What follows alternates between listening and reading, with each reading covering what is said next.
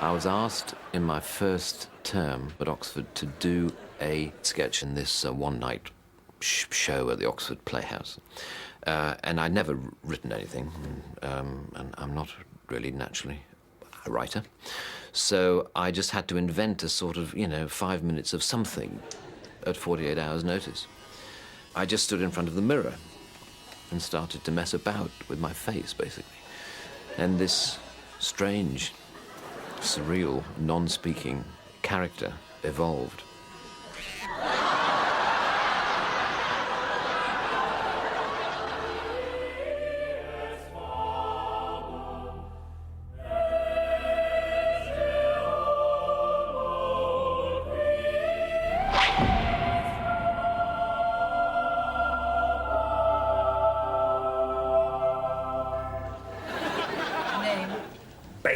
Mr. Bean is the name given to the skin that Rowan can put on to be funny.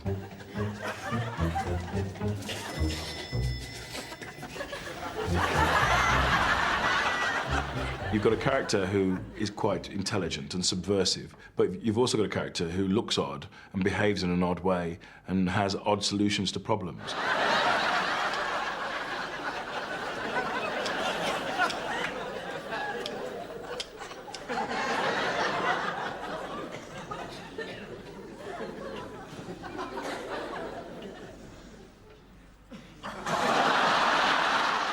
He can be pretty mean and actually do some truly unpleasant things.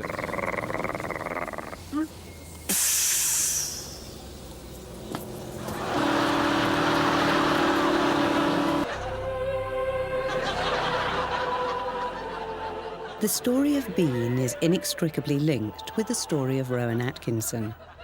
Although Mr. Bean was only christened in 1989, Rowan has been developing the character for most of his life. Whenever we try to think of Mr. Bean and how he will react or would react in certain situations that we're thinking of putting him in, I always imagine him as a 9-year-old boy. That's how I always see him. They're sort of anarchists at heart, really, and I think that's what Mr. Bean is. He's an anarchist. He'll obey the rules as long as they suit him.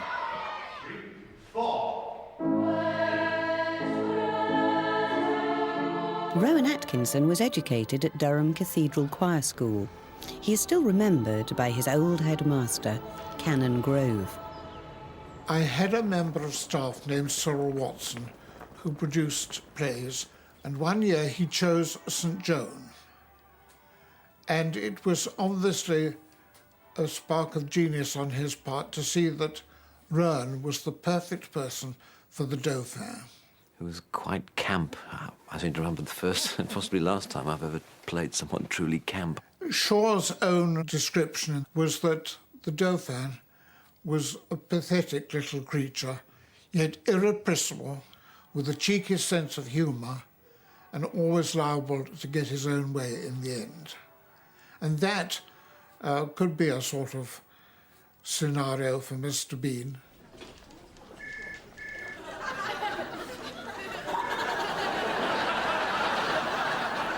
What do you think you're doing? Pinching my bottom in a hospital queue. The first impression he gave was that he was an extremely shy little boy. Though he did say that he had begun his sort of career by being taken by the boys down into the change room and asked to make funny faces for them. I seem to remember standing up in the changing rooms when I was 10 or 11 or something and putting on a performance. Ainsley, Babcock, Bland, Cart Horse, Dint, Ellsworth Beast Major. I think it's very likely that the funny faces were myself and my colleagues. Most of you, of course, didn't write nearly enough. Dint, your answer was unreadable. Put it away, Plectrum.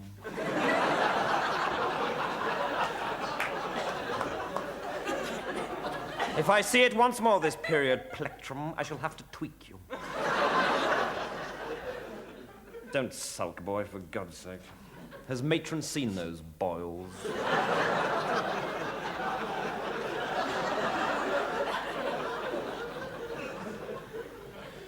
Horrid little twerp.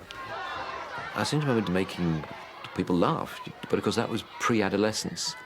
And I think once adolescence set in that I never really performed off stage or off screen ever again. It was only before the self-consciousness set in. I think I was quite sort of self-contained. Not, I hope, a loner, but sort of not really requiring the constant company of my friends in order to enjoy myself. Oh.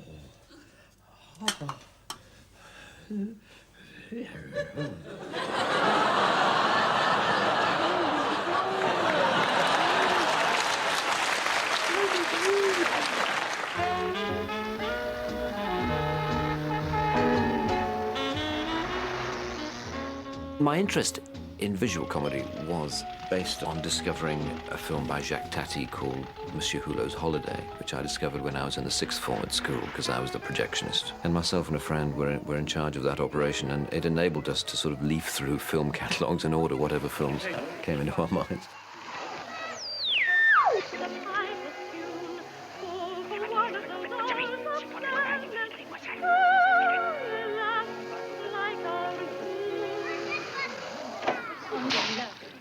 It just struck a chord with me. I so admired it. It was a kind of an uncompromising comic attitude and setting that I really admired. And so but that was only a filmic experience which influenced me kind of subliminally. Monsieur. Hein? Comment? Vous permettez. Hulot.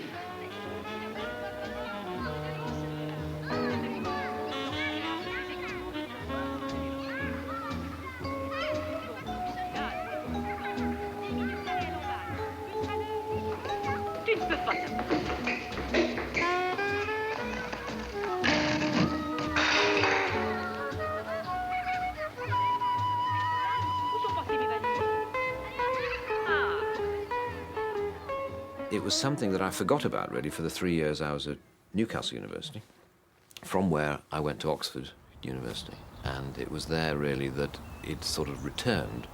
My background and my natural inclinations were fairly northern. And suddenly I was in this very sort of cultured, more sort of southern environment. And, and I was working with, all my friends, if you like, who were reading classics and English and French literature. I was the only one reading engineering science. When I first met him, he was nervous. And he was odd. I mean, there was a lot of sort of nervousness about being around women generally, which, of course, is fantastically endearing. Lorraine. Morning, Robert.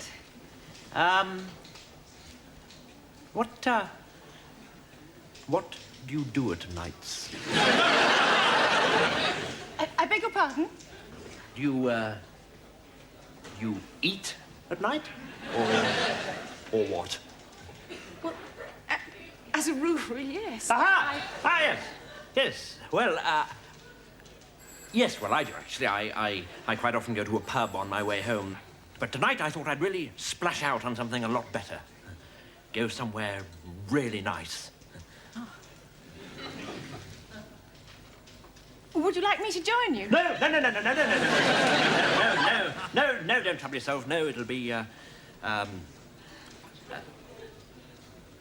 yes? Yes, would that be okay? In his very first term at Oxford, Rowan had a fortuitous meeting with a student comedy writer. I saw this little advert in the university newspaper saying we're thinking of getting a comedy review together, meetings at University College at a certain time. So I thought I'd beetle along because I felt as though I had an interest. And Richard was there. Yes, Rowan and I met at a tiny scriptwriters conference in a Don's room. In the summer of 1976. And I remember he was very bright, very talkative, which I wasn't. Because he was very quiet. He didn't say anything for the entire 2-hour meeting. But he kind of made up for whatever contribution I was lacking from me. And then finally one day, we were asked whether we had anything we wanted to put into the review that we were going to do. And Rose stood up in the room and performed these 2 sketches that he'd worked out, which were replete with such flagrant genius. Unfortunately, it was the first time we heard him speak. They were completely wonderful. The Oxford Playhouse provided a showcase where Rowan performed much of his early material, with Richard as the straight man. At the centre of the Elizabethan world sits the king. Upon the character of the king depends the plot, and so there are many different kinds of king. The benign king. The benign king with a physical defect.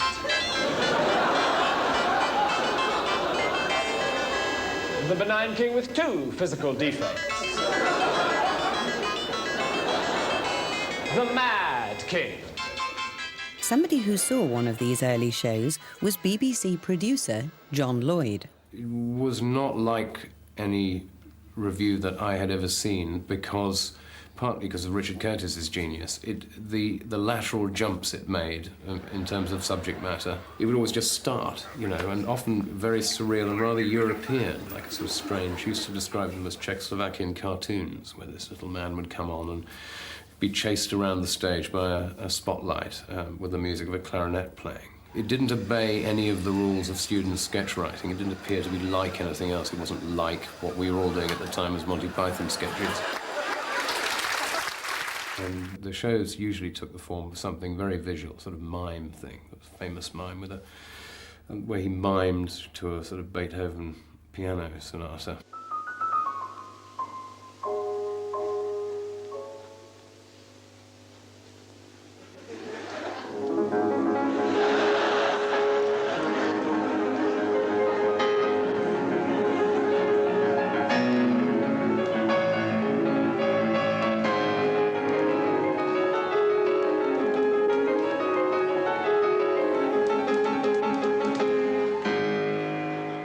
Another of Rowan's long-term collaborators is composer Howard Goodall.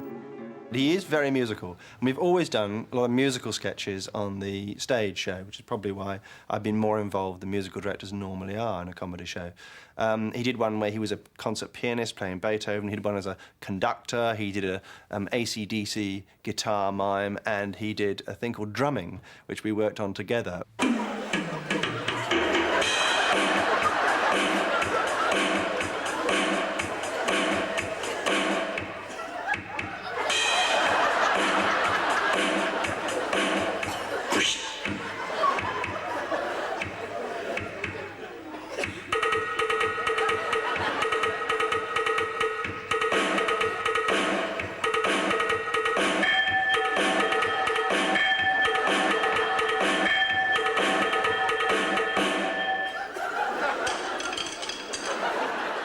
Well, I was friendly with Richard Curtis, and he was in those days Rowan's straight man. In fact, he was, as I later became, the other person in Rowan's one-man show. Good evening and welcome to the Boston University Huntington There were a Theatre. number of different sketches, different characters, all of which had elements of what later became Mr. Bean. I can remember one when he was a sketch about someone on his first date. The first crucial step is having arranged to pick up your date not to look like a complete idiot when she opens the door. Best to look as though your attention has been momentarily distracted. But when you do notice her, it is vital to say how pretty she is looking straight away. But don't overdo it. He is very, very careful about everything he does. He works out everything in advance. And it'll be the same performance every night. But it was much more like preparing a play. And I think in that regard, he is more like an actor than a comedian, that he'll work out, he'll spend, a long time working out the dynamics of a particular scene. Once in the car, there are various ways of driving. If you drive like this,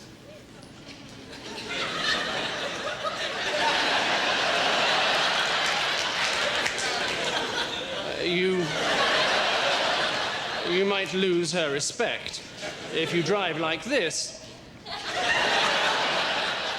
And there was a TV show called Canned Laughter, which he did very shortly after leaving Oxford, And there, if you look at the character, you can see how it's gradually forming. Hi, Lorraine. He ties you up a lot. Oh, my God, look at the time. Help! Help! Help! Help!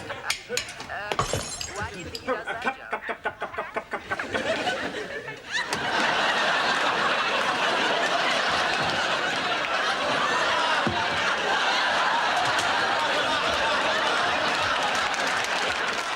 Richard Curtis and I were writing a full stage review for Rowan with lots of different sketches, and we wrote a couple of silent ones for him, one of which was called Cheating, which I was particularly involved in, and, well, you know, we co-wrote the whole show. And that later became a Mr. Bean sketch. It didn't change, really, at all. It's just that we didn't actually call it Mr. Bean at the time. I think what he did is to take elements of those different characters and package them together. And that's, I think, probably how Mr. Bean was born.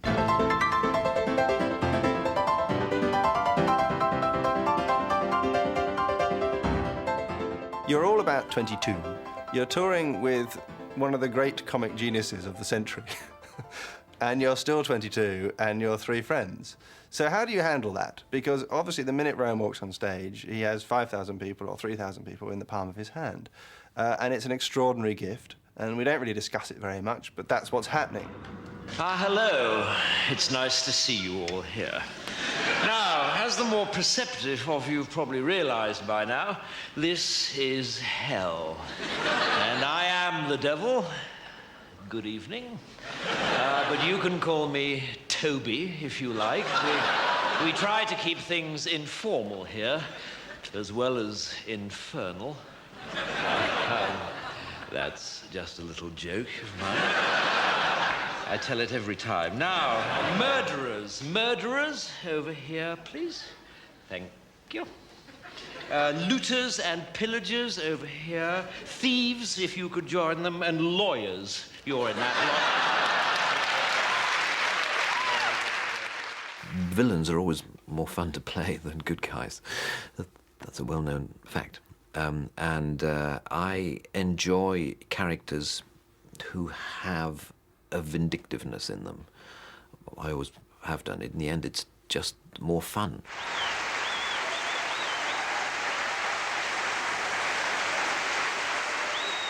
I think the rest of us found it quite difficult to adjust to the fact that he was becoming very famous very quickly, and we were still who we were. And this was way before Richard had become a well-known writer in his own right, so I think there was quite a lot of adjustment to be done in terms of that. And I think, especially for Rowan, you know, difficult for him to adjust as his friends were always wondering whether he was going to buy the meal or not. The only thing in which Rowe was naughty during the stage show is he did have a lot of trouble describing it as anything but a one-man show. I remember saying to him once, you know, pointing at the poster which said Rowan Atkinson in his one-man show and saying, don't you think that poster's slightly strange? And he said, oh, yes, that typeface should be in green and not yellow. So I thought, well, I won't push it.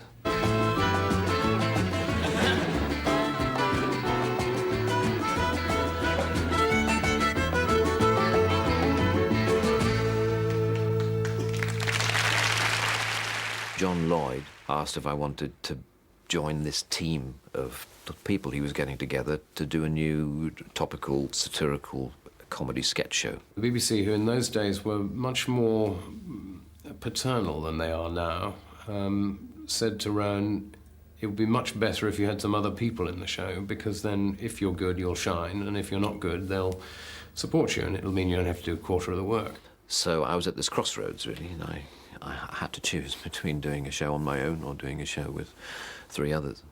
And there was no doubt in my mind which way to go. And to the presence in his room, he said, "What writest thou?" The vision raised its head, and with a look made of all sweet accord, answered, It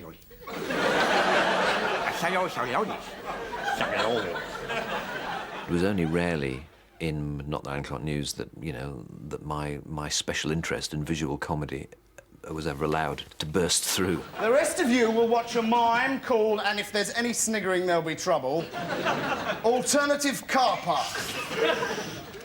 I said...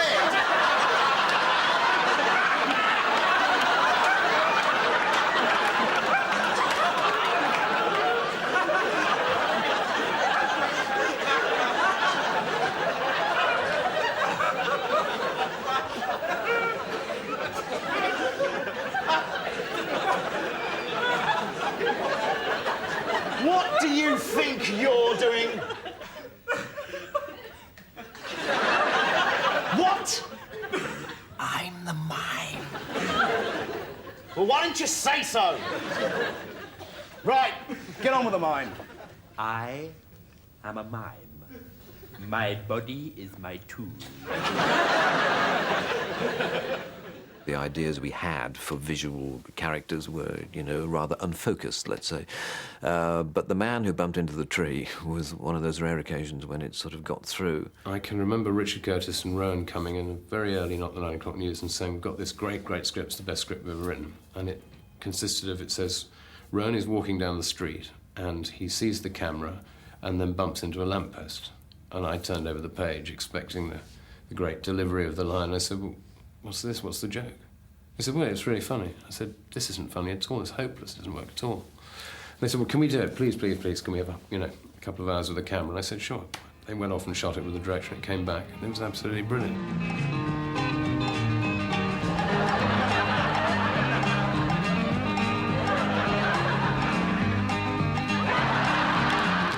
It's that shock that you've been working comedy for 5, 6, 7 years, and somebody comes along and says, there's another way of doing this.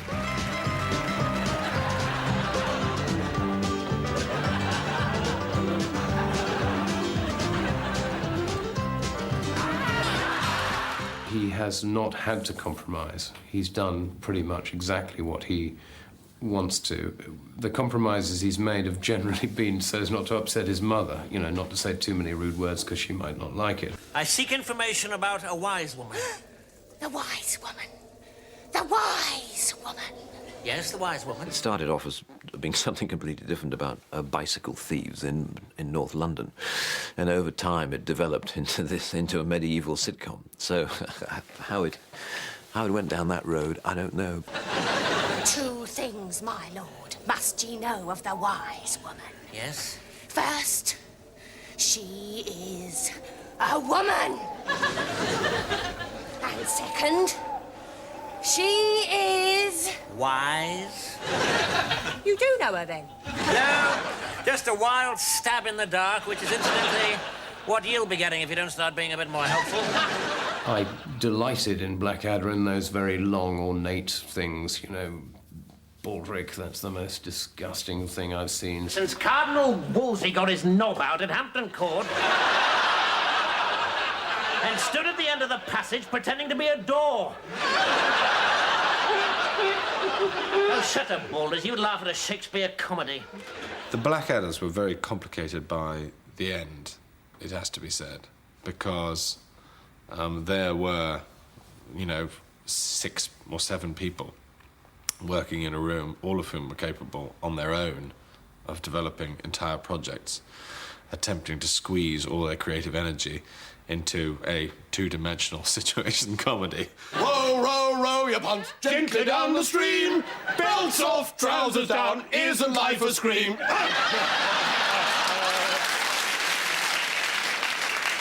Fabulous. University education. You can't beat it. Bravo. Now, what have we here? Name? Baldric, sir. Oh, tally-ho, yippity-dap and zing-zang spillet. Looking forward to bullying off for the final chucker? Answer the General, Baldric. I can't answer him, sir. I don't know what he's talking about. Are you looking forward to the big push? No, sir, I'm absolutely terrified. The healthy humour of the honest Tommy. Don't worry, my boy. If you should falter, remember that Captain Darling and I are behind you. About 35 miles behind. There are two Rowan characters, principally. There's the absolute bastard, who's the schoolmaster character, or Blackadder. And there's the funny, wibbly little man.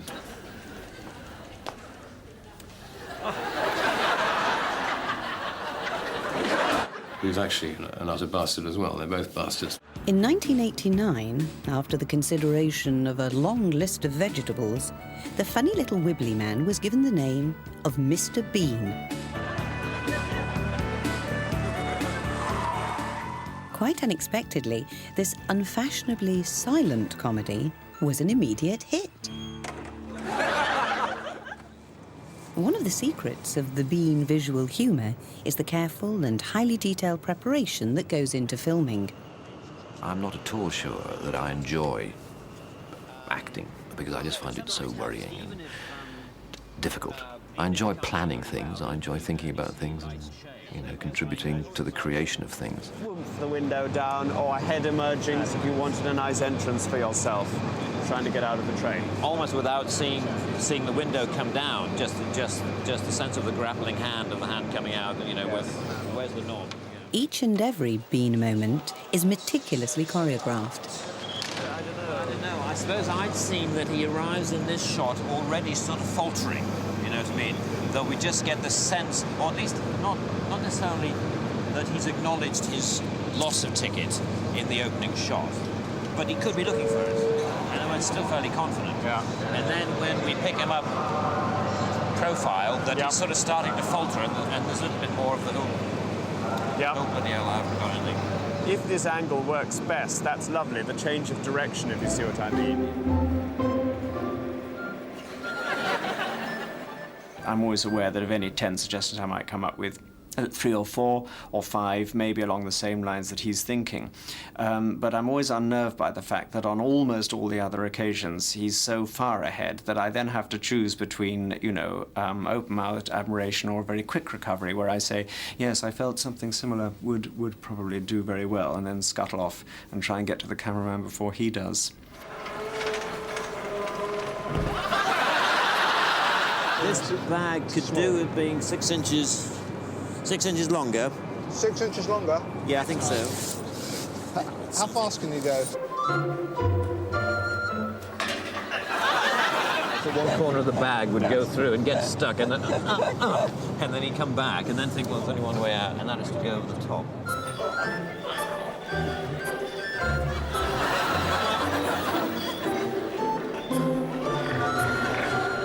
The co-writer, Robin Driscoll, collaborates with Rowan on the improvisation of Bean. Might be nice tea bag, you know, if you do a bit of a caterpillar and you get up and you think, well, freedom's inside. So, you know.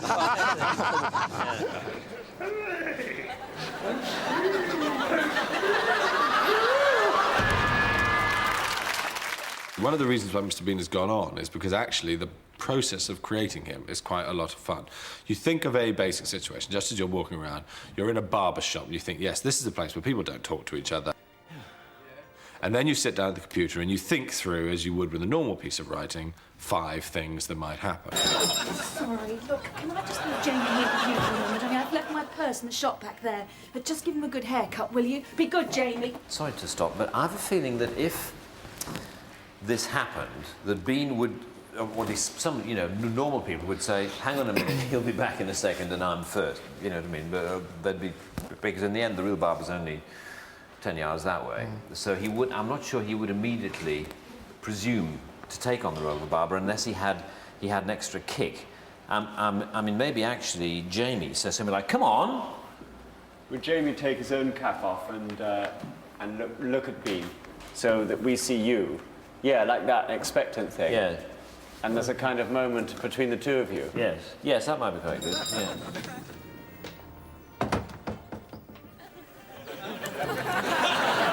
Yeah. Yes, that's quite. Yes, that's quite good. Yes, exactly. Good. Yeah, that might be all I need.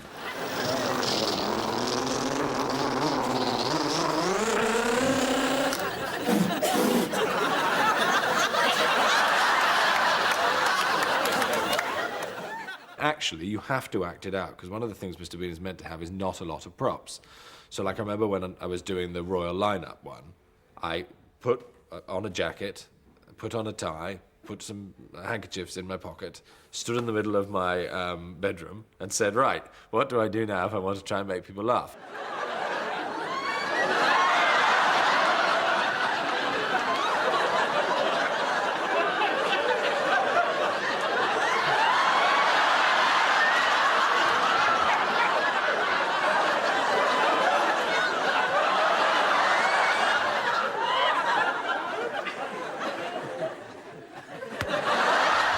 Good evening. Call it Bean-O-Mania. Madame Ten, here is Mr. Bean. O como una alubia y se llama eso, Mr. Bean. Nous verrons bientôt sur France 3 Mr. Bean. Ladies and gentlemen, please welcome Mr. Bean. Uninhibited by a language barrier, Mr. Bean has become a truly global success and is now watched in over 100 countries around the world. The character was always meant to be international. The inspiration came to Rowan while on holiday in Italy. I just remember strolling through Venice and seeing all these souvenir stores selling posters of George Michael and Phil Collins and Duran Duran, I think, at the time, and thinking, well, there you go, you know, Englishmen all, but hordes of Norwegians are very keen to buy posters of them. Why does comedy not have an international dimension? Well, I certainly never wanted pop star recognition and accoutrements. In fact, we did experience it once in Amsterdam when I went as Mr. Bean to sign some videos. And there was this kind of, you know, near riot, and I had to be smuggled out of the back of the store. It's a most peculiar thing, you know, when you get a sense of that, you know, what it must be like to be Madonna. But I have to say, it was an experience that I didn't enjoy at all. But despite this extraordinary success, Rowan was keen for a new challenge. Bean the movie offered a whole new set of possibilities, and in 1996 it went into production. Reset. Ludicrously nominated by the National Gallery as their representative, the funny little wibbly man finally arrives in America.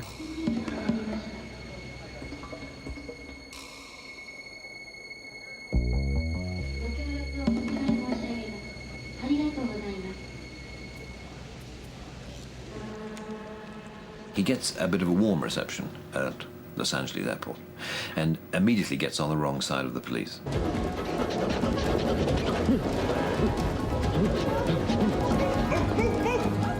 Police! Everyone on the floor, now!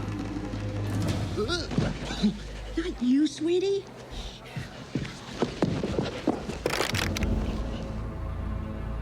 The structure and narrative of a film, if you're aiming to make it any kind of success, has got to be so different to that of a half-hour television program. It is a huge leap to make. And if we were going to go through all the effort and torment of making that leap and trying to make it work, that it seemed logical that we should try to be doing something different with the character. Which goes back again to this idea of trying to explore more facets of the character than we had been able to do on television. Just because it's a film, we mustn't allow ourselves not to put in straight, funny visual sequences. And so we've had about 8 days of rehearsal where we go into a rehearsal room and the three of us just fool around with basic ideas. Mr. Bean on the plane, Mr. Bean with a pair of wet trousers, Mr. Bean in bed, you know, and stuff like that. And a lot of the funniest things, indeed, in the final movie, when I suspect come from those genuinely amusing occasions, rather than sitting alone in one's room typing speeches for people. Well done, you go. That's fantastic. Lean away from him.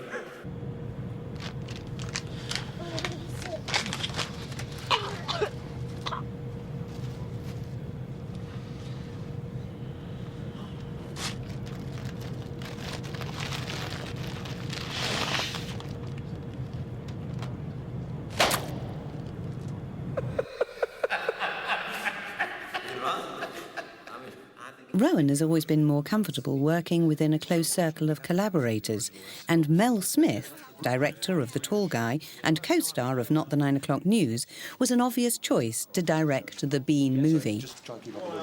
In the TV programmes, there are no real consequences to what he does. I mean, there are consequences in the short term, within the 10-minute sketch or whatever it may be, to the people who are in the vicinity.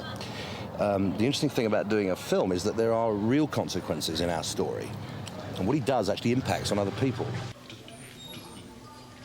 He's a genius, huh? That's what they tell me. Well, it looks like a fruitcake to me. It's so simple, you know, it is so accessible. It's so manifest, really, to anybody.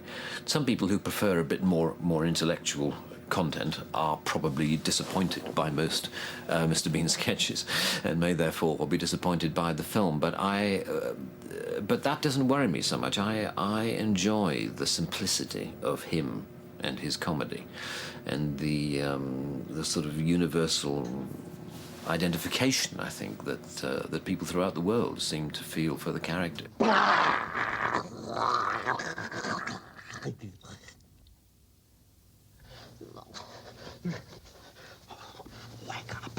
Wake up.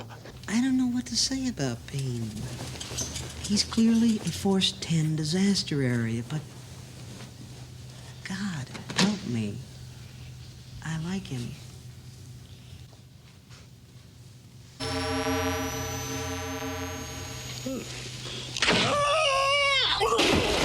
I mean, quite a lot of Bean is very extreme, but quite a lot of the stuff that I like the most is when he's just sitting in a chair in a dentist's waiting room with sort of nothing much going on, and just watching him and how he bides his time always amuses me greatly.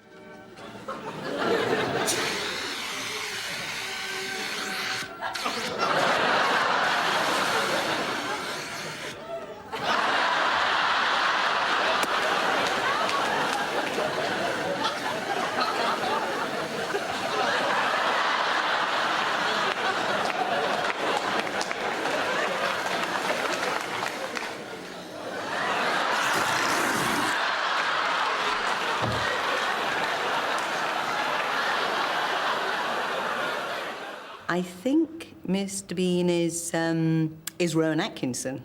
I mean, I've sort of seen him be that person in his own life. So I think, you know, they're not that far apart. If you're going to present a situation visually, I think the character or the personality that you create in order to present visual comedy comes from very deep within you. It's very identifiable as a part of you, which leads to my theory that actually that you have only one truly good and convincing visual comedy character within you. Nobody has more than one.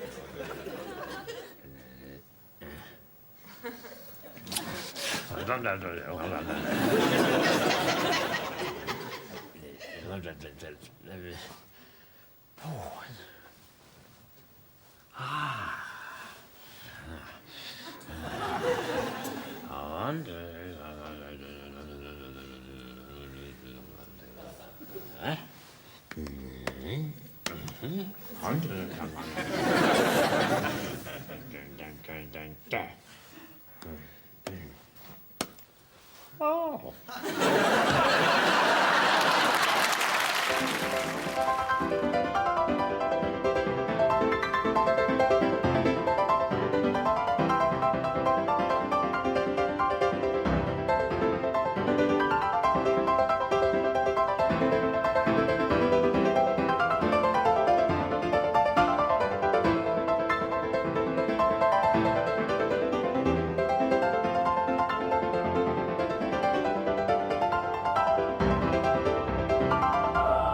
I sometimes speculate about where I'd be now if I hadn't, you know, decided to take that plunge and write to those agents and take it seriously, and whether I'd be, you know, in some small research laboratory near Swindon doing amateur dramatics every 3 months. And I'm sure I would be enjoying it greatly.